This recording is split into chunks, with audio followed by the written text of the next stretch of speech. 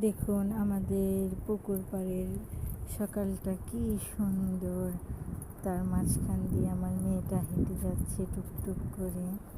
সকালের আবহাওয়াটা আমার খুবই ভালো লাগে, মৃদু মৃদু বাতাস থাকে, পরিবেশটা অনেক শান্ত থাকে, সকালের বাতাসটা অনেক ঠান্ডা থাকে। আমি আমার মেয়েকে নিয়ে হাঁটতে বের হয়েছি।